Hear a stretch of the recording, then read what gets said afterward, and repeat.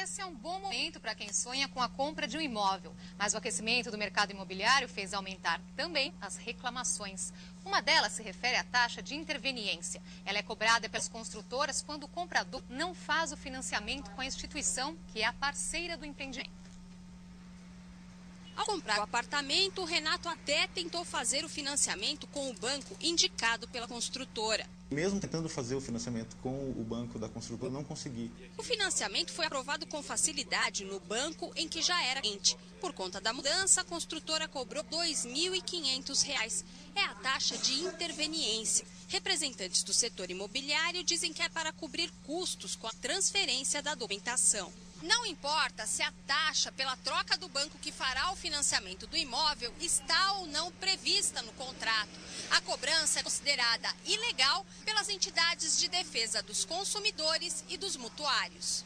Vender o imóvel e colocar obstáculos para o cliente que escolhe outro banco para o financiamento é considerada prática abusiva. Essa taxa é considerada venda casada com base no Código de Defesa do Consumidor. Na verdade, é uma venda condicionada à venda de um outro produto, ou seja, a pessoa está adquirindo um imóvel e junto com esse imóvel a construtora obriga ela a adquirir um financiamento junto ao banco que já foi acordado. A pessoa tem que ter liberdade de escolha de qualquer banco. Se a construtora cobrar a taxa, o consumidor pode exigir a devolução do valor em dobro no juizado especial civil. Os problemas enfrentados ao financiar o apartamento levaram a um atraso de 13 meses na entrega das chaves para o Renato. Com isso, pagou condomínio, aluguel, juros a mais por causa da espera. Agora cobra tudo na justiça. Durante esse processo, eu acredito que o valor do saldo devedor deve ter aumentado em torno de R$30 mil. Para conversar mais sobre esse assunto, a gente recebe no estúdio do Jornal da Cultura Marcelo de Andrade Tapai, advogado especialista em direito imobiliário. Marcelo, além dessa questão do financiamento que nós vimos na reportagem, existem outras tantas reclamações do comprador. Uma delas é a questão do atraso nas obras. Qual é o limite? Na verdade, não existe um limite pré-estabelecido em lei para atraso de entrega do empreendimento. A data para entregar o imóvel é aquela data acordada em contrato.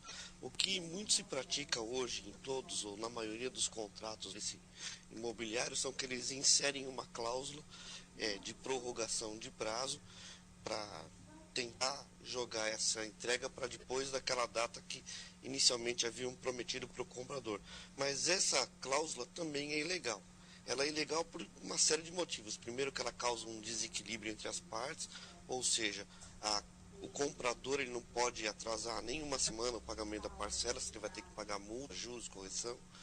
E a construtora, por sua vez, pode atrasar em até 6 meses a entrega do imóvel, em alguns casos até mais do que isso, sem nenhum tipo de explicação. É ilegal porque a forma como ela vem colocada no contrato, ela causa confusão entre o comprador, porque normalmente na frente do contrato, no quadro resumo, você tem ali que a entrega será para data tal, de forma taxativa. E essa cláusula que diz que ela pode atrasar, ela até no meio do contrato, depois nas letras miúdas. Então você tem informação divergente no próprio contrato. Temos imagens aí, nós estamos vendo do movimento de compras, feirões que acontece para as pessoas em busca da casa própria e esse boom imobiliário todo. E Marcelo, depois desse, já você disse que é ilegal, mas e depois disso, como que o consumidor deve agir? Qual que é a responsabilidade da construtora? O consumidor, sempre que se sentir lesado, ele pode, não só pode, como deve buscar a justiça para fazer valer os seus direitos. Evidente que no caso de atraso de obra, você entrar com um processo quando a obra já está atrasada, não vai fazer com que a obra conclua mais rápido. Então a solução que você tem é buscar uma reparação, tanto material quanto moral. A gente viu no caso da reportagem também, existem inúmeros casos de que a obra atrasa e quem acaba pagando prejuízo pelo atraso é o próprio consumidor, porque a obra atrasa e a construtora cobra juros dele. É uma inversão de valores absoluta. Então o consumidor ele deve ir na justiça buscar a restituição desses valores, desses prejuízos. Uma outra reclamação bastante comum é a entrega do imóvel com problemas e até mesmo com diferenças em relação à planta original. E aí, o que o comprador deve fazer? Sim. No mercado aquecido do jeito que está, na verdade, empresas elas não estão se preocupando muito com pós-venda. Na hora de você comprar um imóvel, tudo é uma maravilha. Você vai no estande de vendas, tudo decorado, tem palhaço com a pena de pau, tem cafezinho, tem lugar para as crianças se Mordomias. divertirem, mordomias, você é rei. Ali, na verdade, o consumidor é tratado como rei e o preposto, ou representante da empresa, ou corretor, ou vendedor, ele te promete que aquele imóvel é o seu sonho. Porque na região você não vai encontrar nenhum imóvel daquela qualidade, o preço é o melhor, a entrega vai ser feita no prazo, a construtora tem qualidade garantida, tem 50 anos de mercado, ou seja, a gente faz acreditar que aquilo é a concretização do seu sonho.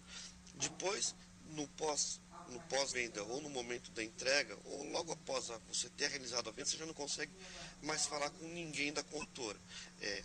Você tem um telefone de saque, você é atendido por um telemarketing que não te dá nenhum apoio, e quando chega na hora de receber o imóvel, você vai ver que muitos daqueles itens de qualidade, eles eram só itens de demonstração. Na verdade, o apartamento, o modelo decorado, ele só servia como a ilustração daquilo que você estava comprando. Não é verdade. Tem um memorial descritivo, tudo que tiver sido vendido tem que estar no descritivo. Então o consumidor tem que ler se aquilo que foi prometido está inserido. Além disso, as publicidades, as propagandas, é muito importante também você guardar cartazes, folhetos, foto do stand, foto do apartamento decorado, porque isso também integra o contrato. Se eu te vendi uma coisa baseada naquele mostruário, eu tenho que dar da mesma forma.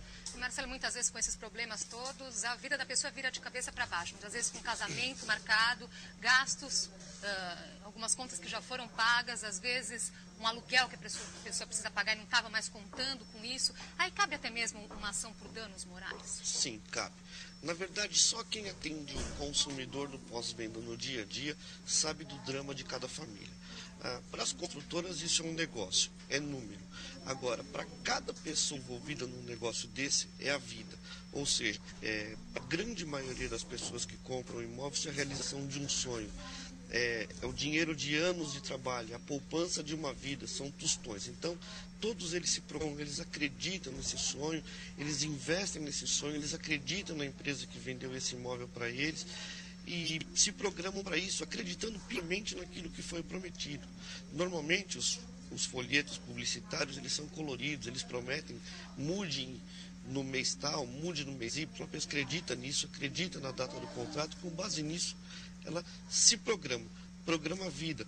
Ela vende imóvel que ela morava para dar de entrada, ela marca casamento, ela muda a escola do filho.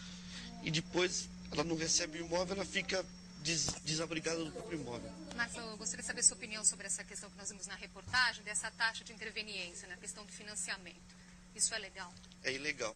Na verdade, um contrato imobiliário ele é permeado por diversas ilegalidades.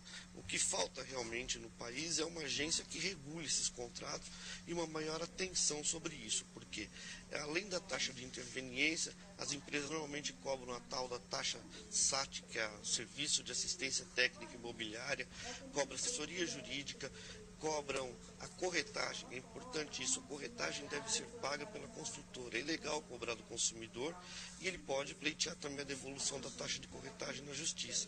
Então, cobra-se uma série de taxas ilegais no bojo do contrato, que quando a pessoa está animada no momento da compra, ela acaba não percebendo a dívida que está grande. Tá ótimo, Marcelo Tapai, muito obrigado pela sua participação aqui no Jornal da Cultura.